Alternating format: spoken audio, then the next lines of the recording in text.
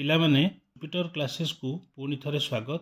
ଆଜି ଆମର ବିଷୟ ହେଉଛି ରାଘବଙ୍କ ଲଙ୍କା ଯାତ୍ରାନୁକୂଳ। ବର୍ତ୍ତମାନ ଆମେ ବହିରେ ଥିବା କ୍ଷୁଦ୍ର ଉତ୍ତରମୂଳକ ପ୍ରଶ୍ନୋତ୍ତର ଗୁଡ଼ିକ କରିବା। ଏହି ପ୍ରଶ୍ନୋତ୍ତର ଗୁଡ଼ିକ 2 ମାର୍କ କ୍ୱେଶ୍ଚିନ୍ ଭିତରେ ଆସିପାରେ। ଏବେ ଆରମ୍ଭ କରିବା ବହିରେ ଥିବା 8 ନମ୍ବର କ୍ୱେଶ୍ଚିନ୍ରୁ। ସିନ୍ଧୁକୁ ପୋତିବା ପାଇଁ ରାମଚନ୍ଦ୍ର କାହିଁକି ସ୍ଥିର କଲେ? ଉତ୍ତରରେ ଲେଖିବା, ବୀର ହନୁମାନ ରାବଣ ଦ୍ୱାରା ଅପହରଣ କରାଯାଇଥିବା ସୀତାଙ୍କୁ ଲଙ୍କାରେ ଥିବା ସମାଚାର ରାମଚନ୍ଦ୍ରଙ୍କୁ ଦେବା ପରେ ସୀତାଙ୍କ ଉଦ୍ଧାର ପାଇଁ ସିନ୍ଧୁ ପୋତି ରାମଚନ୍ଦ୍ର ସୀତାଙ୍କୁ ଉଦ୍ଧାର କରିବା ପାଇଁ ସ୍ଥିର କଲେ। ଏବେ ଯିବା ଆମେ 9 ନମ୍ବର କ୍ୱେଶ୍ଚିନ୍କୁ। କବିତାରେ ରାଘବ ଶବ୍ଦଟି କାହା ଉଦ୍ଦେଶ୍ୟରେ ବ୍ୟବହାର କରାଯାଇଛି? ଉତ୍ତରରେ ଲେଖିବା, କବିତାରେ ରାଘବ ଶବ୍ଦଟି ରଘୁବଂଶ କୁଳତିଳକ ରାମଚନ୍ଦ୍ରଙ୍କ ଉଦ୍ଦେଶ୍ୟରେ ବ୍ୟବହାର କରାଯାଇଛି। ଏବେ ଯିବା 10 ନମ୍ବର କ୍ୱେଶ୍ଚିନ୍କୁ। ବରୁଣ ଦେବତାଙ୍କୁ ପ୍ରସନ୍ନ କରିବା ପାଇଁ ରାମଚନ୍ଦ୍ର କ'ଣ କଲେ? ଉତ୍ତରରେ ଲେଖିବା, ସମୁଦ୍ରରେ ବନ୍ଧ ବାନ୍ଧିବା ପାଇଁ ପ୍ରାଥମିକ ପ୍ରୟାସରେ ଯେତେ ପଥର ଫିଙ୍ଗାଗଲା ତାର କୌଣସି ସତ୍ତା ଜଣାପଡ଼ିଲା ନାହିଁ। ଏ ଦେଖି ରାମଚନ୍ଦ୍ର ଆଶ୍ଚର୍ଯ୍ୟ ହେବା ସହିତ ନିରାଶ ମଧ୍ୟ ହୋଇଗଲେ। ସେ ବରୁଣ ଦେବଙ୍କ ଶରଣାପନ୍ନ ହେବାକୁ ନିଷ୍ପତ୍ତି ନେଲେ। ପ୍ରଭୁ ଶ୍ରୀରାମଚନ୍ଦ୍ର ଉପବାସରେ କୁଶଶେଯରେ ଶୟନ କରି ବରୁଣ ଦେବଙ୍କୁ ପ୍ରସନ୍ନ କରିବାକୁ ପ୍ରୟାସ କଲେ। ଏବେ ଆମେ 11 ନମ୍ବର କ୍ୱେଶ୍ଚିନ୍କୁ ଯିବା। ରାବଣ ଶୁକ ଓ ସାରଣଙ୍କ ମାଧ୍ୟମରେ ବିଭୀଷଣଙ୍କ ପାଖକୁ କି ବାର୍ତ୍ତା ପଠାଇଲେ? ଉତ୍ତରରେ ଲେଖିବା, ଲଙ୍କା ନରେଶ ରାବଣ ଶୁକ ଓ ସାରଣଙ୍କୁ ପରାମର୍ଶ ଦେଇଛି ସେମାନେ ଯାଇ ବିଭୀଷଣକୁ କୁହନ୍ତୁ ଯେ ରାବଣ ତାର ଅଗ୍ରଜ, ବଡ଼ ଭାଇ ପିତା ସମାନ। ଯଦି ତାଙ୍କର କୌଣସି କଥା ତାଙ୍କୁ ଆଘାତ ଦେଇଛି ସେ ତାକୁ ଭୁଲିଯିବା ଉଚିତ। ସେହି କଥାକୁ ମନରେ ରଖି ରାମଙ୍କ ଠାରେ ଶରଣ ପଶିବା ଉଚିତ ନୁହେଁ।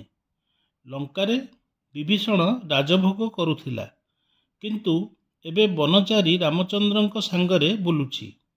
ନିଜେ ରାଜକୁଳରେ ଜନ୍ମ ହୋଇ ରାମଙ୍କ ପରି ଯୋଗୀ ନିକଟରେ ଶରଣ ନେବା ବିବେକୀ ଲୋକର କାର୍ଯ୍ୟ ନୁହେଁ। ଏବେ ଆସିବା ଆମେ 12 ନମ୍ବର କ୍ୱେଶ୍ଚିନ୍କୁ। ଅଙ୍ଗଦ ନିକଟକୁ ରାବଣ କି ସନ୍ଦେଶ ପଠାଇଲା?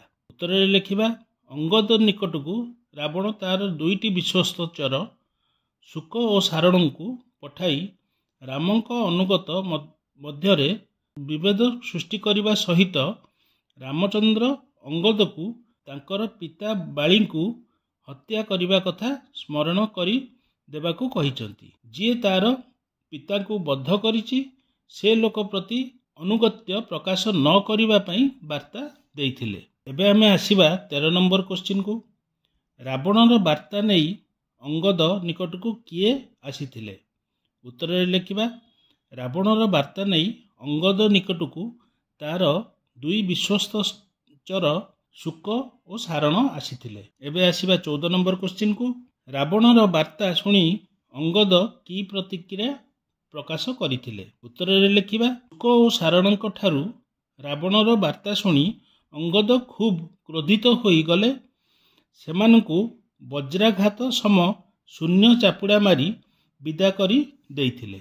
ଏବେ ଯିବା ଆମେ 15 ନମ୍ବର କ୍ୱେଶ୍ଚିନ୍କୁ। ମନ୍ତ୍ରୀଦ୍ୱୟ ରାବଣ ନିକଟରେ କି ଉକ୍ତି ପ୍ରକାଶ କଲେ? ଉତ୍ତରରେ ଲେଖିବା, ଶୁକ ଓ ସାରଣ ରାବଣ ନିକଟରେ ପହଞ୍ଚି କହିଲେ ଯେ ସେମାନଙ୍କ କଥା ବିଭୀଷଣ ଶୁଣି କହିଲେ, ରାବଣ ଆଗେ ସୀତାଙ୍କୁ ଫେରାନ୍ତୁ, ତାପରେ ଯାହା ବିଚାର କରାଯିବ। ଅଙ୍ଗଦ ଆମ କଥା ଶୁଣି ବଜ୍ରାଘାତ ସମ ଶୂନ୍ୟ ଚାପୁଡ଼ା ମାରି ଆମକୁ ବେହୋସ କରିଦେଲେ। ଭାଗ୍ୟ ବଳରୁ ସେମାନେ କୌଣସି ମତେ ବର୍ତ୍ତିଗଲେ। ଏବେ ଆସିବା ଆମେ 16 ନମ୍ବର କ୍ୱେଶ୍ଚିନ୍କୁ। ଅଙ୍ଗଦଙ୍କ ଶକ୍ତ ଚାପୁଡ଼ା ପ୍ରହାରରେ ମନ୍ତ୍ରୀ 2 ଜଣଙ୍କର କି ଅବସ୍ଥା ହୋଇଥାନ୍ତା? ଉତ୍ତରରେ ଲେଖିବା, ଅଙ୍ଗଦଙ୍କ ଶକ୍ତ ଚାପୁଡ଼ା ମାଡ଼ରେ ରାବଣର ମନ୍ତ୍ରୀ ଦ୍ୱୟ ଶୁକ ଓ ସାରଣ ଆତଙ୍କିତ ହୋଇ ଜୀବନ ଧରି ପଳାୟନ କରିଛନ୍ତି। ବିଧାତାଙ୍କ କୃପାରୁ ସେମାନେ ରକ୍ଷା ପାଇଗଲେ ବୋଲି ରାବଣ ଆଗରେ ପ୍ରକାଶ କରିଛନ୍ତି। ଏବେ ଆସିବା ଆମେ 17 ନମ୍ବର କ୍ୱେଶ୍ଚିନ୍କୁ। ଶ୍ରୀରାମଙ୍କ ସୈନ୍ୟ ସଂଖ୍ୟା କେତେ ବୋଲି ମନ୍ତ୍ରୀଦ୍ୱୟ କଳନା କରିଛନ୍ତି? ଉତ୍ତରରେ ଲେଖିବା, ଶ୍ରୀରାମଙ୍କ ସୈନ୍ୟ ସଂଖ୍ୟା ଅଗଣିତ ବୋଲି ମନ୍ତ୍ରୀଦ୍ୱୟ କଳନା କରିଛନ୍ତି।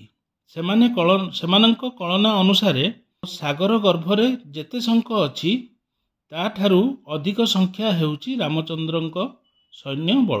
18 ନମ୍ବର କ୍ୱେଶ୍ଚିନ୍କୁ ଆସିବା। ସମୁଦ୍ର ତରିବା ନିମନ୍ତେ ରାଘବ କ'ଣ ଭାବିଥିଲେ? ଉତ୍ତରରେ ଲେଖିବା ସୀତାଙ୍କୁ ଉଦ୍ଧାର କରିବା ପାଇଁ ସମୁଦ୍ର ପାର ହେବା ଶ୍ରୀରାମଙ୍କ ପକ୍ଷେ ନିହାତି ଆବଶ୍ୟକ ଥିଲା। ତେଣୁ ସମୁଦ୍ର ତରିବା ପାଇଁ ସେ ସମୁଦ୍ରରେ ପଥର ବନ୍ଧ ବାନ୍ଧିବାକୁ ଉପାୟ ସ୍ଥିର କରିଥିଲେ। ଏବେ ପିଲାମାନେ ଆମେ ଡିସ୍କସନ୍ କରିବା କିଛି ପରୀକ୍ଷା ଉପଯୋଗୀ ପ୍ରଶ୍ନ ଉତ୍ତର କାବ୍ୟ ମଧ୍ୟରୁ। ପ୍ରଥମ କ୍ୱେଶ୍ଚିନ୍ଟି ହେଉଛି ରାଘବଙ୍କ ଯାତ୍ରାନୁକୂଳ କେଉଁ କାବ୍ୟର ଅଂଶବିଶେଷ? ଉତ୍ତରରେ କବି ସମ୍ରାଟ ଉପେନ୍ଦ୍ର ଭଞ୍ଜଙ୍କ ବୈଦେହୀଶ ବିଳାସ କାବ୍ୟରୁ ଆନିତ। 2 ନମ୍ବର କ୍ୱେଶ୍ଚିନ୍କୁ ଯିବା। ରାମକାବ୍ୟ କହିଲେ କାହାକୁ ବୁଝାଯାଏ? ଉତ୍ତରରେ ଲେଖିବା ବୈଦେହୀଶ ବିଳାସ। 3 ନମ୍ବର କ୍ୱେଶ୍ଚିନ୍କୁ ଆସିବା। ବୈଦେହୀଶ ବିଳାସ କାବ୍ୟ କେତେ ଛାନ୍ଦର? ଉତ୍ତରରେ ଲେଖିବା 52। 4 ନମ୍ବର କ୍ୱେଶ୍ଚିନ୍କୁ ଆସିବା।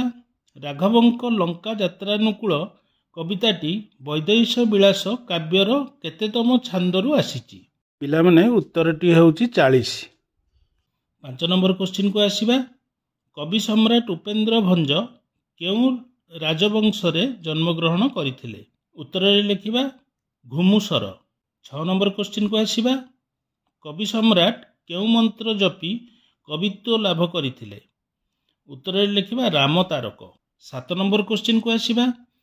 କେଉଁ କୃତିଟି ଉପେନ୍ଦ୍ରଙ୍କ ପଦ୍ୟାତ୍ମକ ଶବ୍ଦକୋଷ?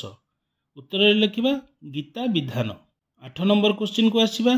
କେଉଁଟି କବି ସମ୍ରାଟ ଉପେନ୍ଦ୍ର ଭଞ୍ଜଙ୍କ ଗୀତାତ୍ମକ ଆଳଙ୍କାରିକ କୃତି ଅଟେ?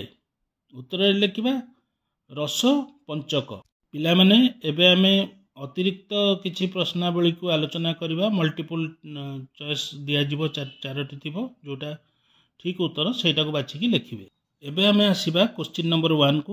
କବି ଉପେନ୍ଦ୍ର ଭଞ୍ଜଙ୍କ ବହୁଚର୍ଚ୍ଚିତ କେଉଁ ପୌରାଣିକ କାବ୍ୟର 40 ଛାନ୍ଦର ଏକ ପ୍ରଭାବଶାଳୀ ଅଂଶବିଶେଷ ହେଉଛି ଆଲୋଚ୍ୟ ରାଘବଙ୍କ ଲଙ୍କା ଯାତ୍ରାନୁକୂଳ କବିତା? କରେ ବୈଦେହୀଶ ବିଳାସ, ଖରେ ଲାବଣ୍ୟବତୀ, ଗରେ ସୁଭଦ୍ରା, ଘରେ ଅବନା ରସ ତରଙ୍ଗ। ଉତ୍ତର ହେଉଛି କରେ ବୈଦେହୀଶ ବିଳାସ। 2 ନମ୍ବର କ୍ୱେଶ୍ଚିନ୍କୁ ଆସିବା। କବିତା ରାଘବଙ୍କ ଲଙ୍କା ଯାତ୍ରାନୁକୂଳରେ ପ୍ରତ୍ୟେକ ପଦ କେଉଁ ଆଦ୍ୟବର୍ଣ୍ଣକୁ ନେଇ ଏକ ନିର୍ଦ୍ଦିଷ୍ଟ ରୀତିରେ ଲିଖିତ? କରେ ପ, ଖରେ ଫ, ଗରେ ବ, ଘରେ ଭ। ଉତ୍ତରଟି ହେଉଛି ଗରେ ବ। 3 ନମ୍ବର କ୍ୱେଶ୍ଚିନ୍କୁ ଆସିବା। କବିତାରେ ରାଘବ ଶବ୍ଦଟି କାହା ଉଦ୍ଦେଶ୍ୟରେ ବ୍ୟବହାର କରାଯାଇଛି? କରେ ରାବଣ, ଖରେ ସୁଗ୍ରୀବ, ଗରେ ଅଙ୍ଗଦ, ଘରେ ରାମଚନ୍ଦ୍ର। ଉତ୍ତରଟି ହେଉଛି ଘରେ ରାମଚନ୍ଦ୍ର। 4 ନମ୍ବର କ୍ୱେଶ୍ଚିନ୍କୁ ଆସିବା। ଲଙ୍କାକୁ ଯିବା ନିମନ୍ତେ ରାମଚନ୍ଦ୍ର କେଉଁ ଯୋଜନା କରିଥିଲେ? କରେ ସିନ୍ଧୁକୁ ପୋତି, ଖରେ ଆକାଶ ମାର୍ଗରେ, ଗରେ ହନୁମାନଙ୍କ ସାହାଯ୍ୟରେ, ଘରେ ଉପରୋକ୍ତ କୌଣସିଟି ନୁହେଁ। ଉତ୍ତରଟି ହେଉଛି କରେ ସିନ୍ଧୁକୁ ପୋତି। 5 ନମ୍ବର କ୍ୱେଶ୍ଚିନ୍କୁ ଆସିବା। ସିନ୍ଧୁକୁ ପୋତିବା ପାଇଁ ରାମଚନ୍ଦ୍ର କେଉଁମାନଙ୍କ ସାହାଯ୍ୟ ନେଇଥିଲେ? କରେ କପି, ଖରେ ସୈନ୍ୟ, ଘରେ ଭଲ୍ଲକ, ଘରେ ସାଥୀ। ଉତ୍ତରଟି ହେଉଛି କରେ କପି। 6 ନମ୍ବର କ୍ୱେଶ୍ଚିନ୍କୁ ଆସିବା। କପିମାନେ ଯେତେ ଗିରିମାନ ସମୁଦ୍ରରେ ନିକ୍ଷେପ କରୁଥିଲେ ସେଗୁଡ଼ିକର ଅବସ୍ଥା କ'ଣ ହେଉଥିଲା? କରେ ଭାସୁଥିଲା, ଖରେ ବୁଡ଼ି ଯାଇଥିଲା, ଘରେ ଅଦୃଶ୍ୟ ହୋଇଯାଉଥିଲା, ଘରେ ଶୂନ୍ୟକୁ ଯାଉଥିଲା। ଉତ୍ତରଟି ହେଉଛି ବୁଡ଼ି ଯାଇଥିଲା। 7 ନମ୍ବର କ୍ୱେଶ୍ଚିନ୍କୁ ଆସିବା। ବରୁଣ ଦେବତାଙ୍କୁ ପ୍ରସନ୍ନ କରିବାକୁ ଯାଇ ରାମଚନ୍ଦ୍ର କ'ଣ କଲେ? କରେ ତପସ୍ୟା କରୁଥିଲେ, ଖରେ ଯଜ୍ଞ କରୁଥିଲେ, ଘରେ ଖୋଜି ବୁଲୁଥିଲେ, ଘରେ ଅନଶନରେ ରହି କୁଶଶଯ୍ୟାରେ ଶୟନ କରୁଥିଲେ। ଉତ୍ତରଟି ହେଉଛି ଘରେ ଅନଶନରେ ରହି କୁଶଶଯ୍ୟାରେ ଶୟନ କରୁଥିଲେ। ଏବେ ଆମେ ଆସିବା 8 ନମ୍ବର କ୍ୱେଶ୍ଚିନ୍କୁ। ରାବଣ କାହାକୁ ଦୂତ କରି ପଠାଇଥିଲା? କରେ ଶୁକସାରଣ, ଖରେ ଶୁମ୍ଭ ନିଶୁମ୍ଭ, ଗରେ ଜୟ ବିଜୟ, ଘରେ ବାଳି ସୁଗ୍ରୀବ। ଉତ୍ତରଟି ହେଉଛି କରେ ଶୁକସାରଣ। ଏବେ ଆମେ ଆସିବା 9 ନମ୍ବର କ୍ୱେଶ୍ଚିନ୍କୁ।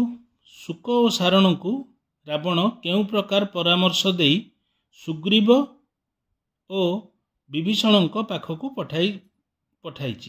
କରେ ରାମ ବିମୁଖ କଥା କହି, ଖରେ ସୀତାଙ୍କ ଠିକଣା, ଗରେ ବିଭୀଷଣଙ୍କୁ ମନ୍ତ୍ର, ଘରେ କୌଣସିଟି ନୁହେଁ। ଉତ୍ତରଟି ହେଉଛି କରେ ରାମ ବିମୁଖ କଥା କହି, ମାନେ ତାଙ୍କ ରାମଚନ୍ଦ୍ରଙ୍କ ଏଗେନଷ୍ଟରେ କଥା କହିବାକୁ ସିଏ ପଠେଇଛି। 10 ନମ୍ବର କ୍ୱେଶ୍ଚିନ୍କୁ ଆସିବା। ରାମଚନ୍ଦ୍ରଙ୍କୁ ରାବଣ କେଉଁ ଭାବେ ସମ୍ବୋଧନ କରିଛନ୍ତି?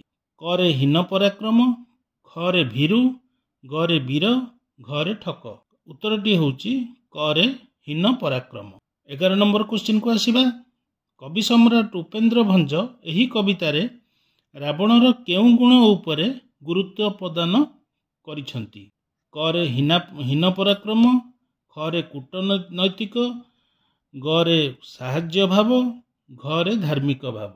ଏଠି ଉତ୍ତରଟି ହେଉଛି ଖରେ କୂଟନୈତିକ। 12 ନମ୍ବର କ୍ୱେଶ୍ଚିନ୍କୁ ଆସିବା। ଅଙ୍ଗଦର ଶକ୍ତ ପାହାର କେଉଁ ପର୍ବତରେ ବାଜିଥିଲା? ତାହା ଚୂନା ହୋଇ ଯାଇଥାନ୍ତା, ନଚେତ୍ ପାତାଳକୁ ପ୍ରବେଶ କରିଯାଇଥାନ୍ତା। କରେ ବିନ୍ଧ୍ୟ ପର୍ବତ, ଖରେ ମେଘାସନ, ଗରେ ହିମାଳୟ, ଘରେ କୌଣସିଟି ନୁହଁ। ଉତ୍ତରଟି ହେଉଛି ବିନ୍ଧ୍ୟ ପର୍ବତ। 19 ନମ୍ବର କ୍ୱେଶ୍ଚିନ୍କୁ ଆସିବା। ଏବେ ଆମେ ଆସିବା 13 ନମ୍ବର କ୍ୱେଶ୍ଚିନ୍କୁ।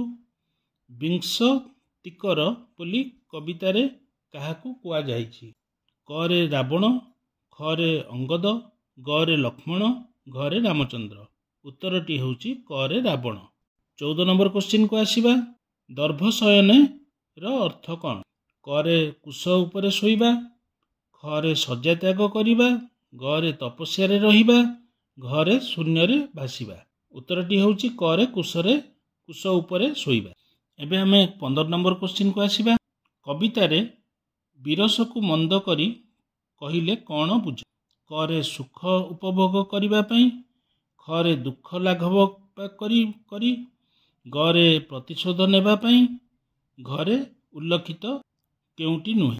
ଉତ୍ତରଟି ହେଉଛି ଖରେ ଦୁଃଖକୁ ଲାଘବ କରି। ଏବେ ଆମେ 16 ନମ୍ବର କ୍ୱେଶ୍ଚିନ୍କୁ ଆସିବା।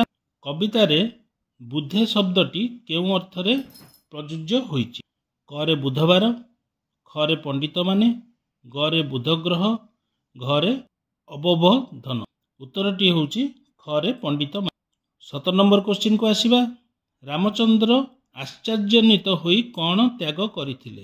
କରେ ପାନାହାର, ଖରେ ଅସ୍ତ୍ର, ଗରେ ଧନୁ, ଘରେ ନିଶ୍ୱାସ। ଉତ୍ତରଟି ହେଉଛି ଘରେ ନିଶ୍ୱାସ। 18 ନମ୍ବର କ୍ୱେଶ୍ଚିନ୍କୁ ଆସିବା।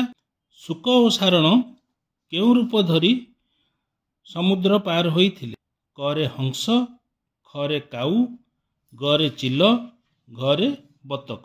ଉତ୍ତରଟି ହେଉଛି କରେ ହଂସ। ପିଲାମାନେ, ଏହା ଥିଲା ରାଘବଙ୍କ ଯାତ୍ରାନୁକୂଳ ପଦ୍ୟର କିଛି ପ୍ରଶ୍ନ ଉତ୍ତର, ଯାହା ଆମେ ଆଜି ଡିସ୍କସନ୍ କଲେ। ଏହି ଭିଡ଼ିଓଟିରେ ଡିସ୍କସନ୍ କଲେ।